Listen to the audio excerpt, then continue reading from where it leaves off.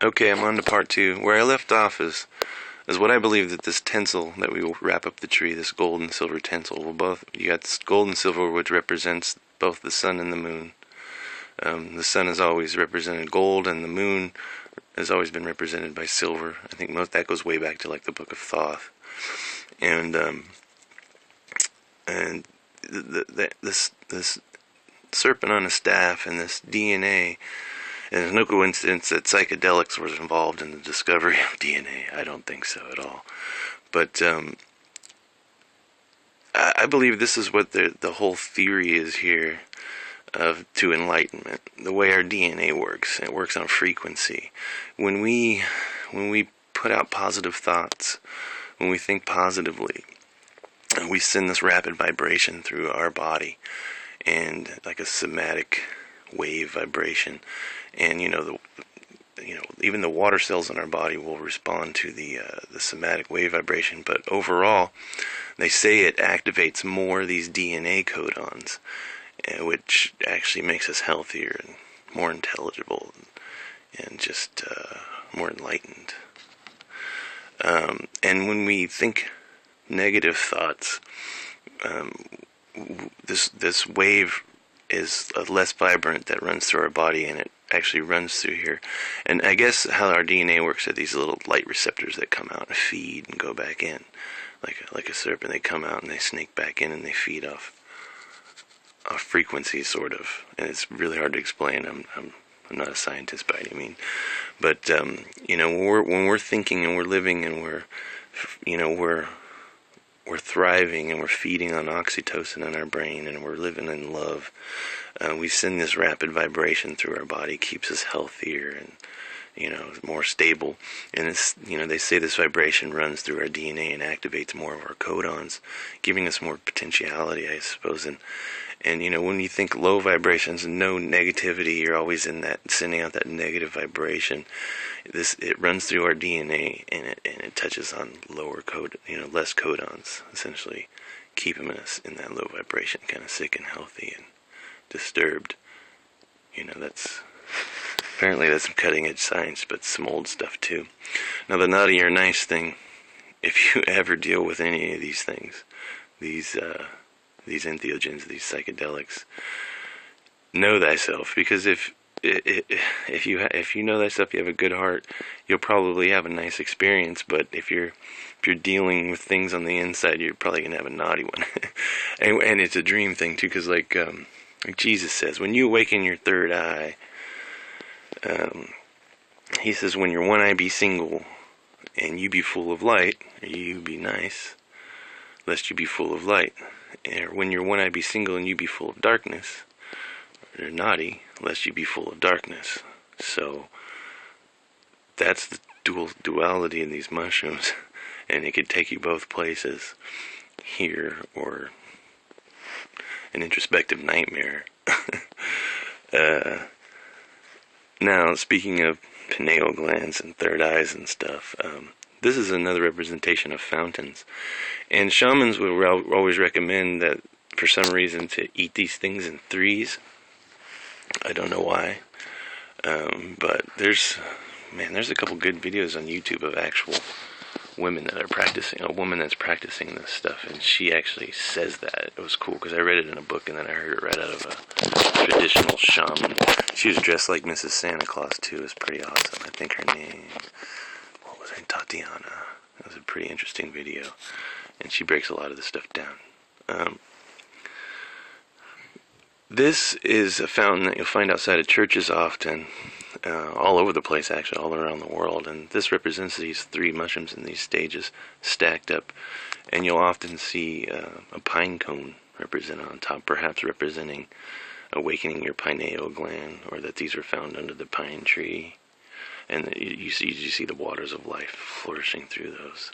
Sometimes you'll see a fountain with a child on top of it. I think when the shamans were low, I think they recognized that when one reindeer would eat some of these, and they wouldn't necessarily get intoxicated, but the other ones would through drinking urine. Perhaps when they were low on these mushrooms, they would feed the small dose to a child, which is why I think they keep altar boys around when you think of the Catholic Church, and how the cardinals and and the and the Pope dresses like a big amanita mushroom. Uh, but they would give it to the child, and it would go through his liver and go through a process of decarboxylation and come out like 10,000 times stronger. I think this is why Jesus, if you're looking at it this way, says, drink from my well, don't drink from that well. You know what I mean? So when you see little boys are on these fountains, and these are just fountains and mushrooms in the third stage when they're upturned into this bowl or this chalice or this grail. This decarboxylation process, they're urinating it back out, essentially, and creating our own well. And urine therapy was widespread around the world. Many cultures use it. I mean, people who know anything about surviving out in the wilderness, if you were to cut yourself, you can actually urinate on the cut to kind of sterilize it and stuff. And there's all kinds of things you can do. A lot of UFC fighters and such, they practice urine therapy. It's real fascinating stuff. So these shaman would be out. They'd collect these mushrooms. They'd set them up to dry in these conifer tree boughs, and then eventually, at some point, they'd put them all into a bag and they'd go riding back into the village. And when we were nomadic tribes people, we lived in these yurt type things. In the winter, you can imagine the front door. A yurt is like a teepee type tent. You can imagine the front door being snowed over, so they'd climb up on the chimney. They'd ring a bell, perhaps trying to get attention. They'd be out hunting for these mushrooms, so they'd be hungry. We'd leave them out some milk and cookies, or trade some goat milk and yak butter. I don't know, whatever that they might have had back then. And we'd barter with these mushrooms. They still had to go through this drying process of decarboxylation, which was essentially extracting the coal. So you could imagine they'd put them in their stockings and hang them over the fire, trying to get these coal. And perhaps if you didn't have a good decarboned mushroom in the morning, you'd have a lump of coal in your stocking. And then they'd mash these oils up, or they'd make teas out of them, or they would mash the oils up and make an anointing oil, christening oil. Friars, I believe they'd go out and they would pick these sacraments, sacred wine, sacramente. In the valley of the oak tree, there's a doorway. It says that in the Bible. I live in Sacramento, which is full of oak trees, close to the evergreen tree line. Place full of mushrooms. I love growing up around here. Lots of cows too. Anyways, they'd dry these out, and then they'd make these oils. Oh, I was talking about the friars. Sorry, I got a little distracted. The friars, they would mash these oils up, and with their freshly shaven heads, they would oil them and soak their little caps in the oil, and then put it on their head. And then I think they'd have to take a vow of silence, and they'd only be allowed to scribe, which could explain why some of the writings are a little hard to understand. So, that's some of our Christmas traditions as far as Santa Claus goes and all that kind of stuff in our early culture. I mean, you got to appreciate that, because our early culture, as nomadic tribes people across Eurasia, that's where all of our culture, that's where our domesticated animals came from, and agriculture, and that's what made us who we are today. So it's pretty fascinating stuff. I think this is also why the shamans, they'd carry these, they called it the serpent on the staff, the understanding of this knowledge.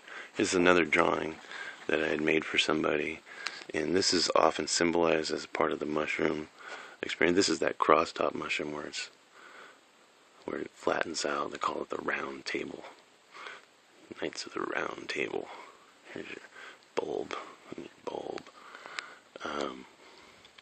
This is something I want to talk about here, about the precession of the equinox and such. I'm going to make another video here in just a moment.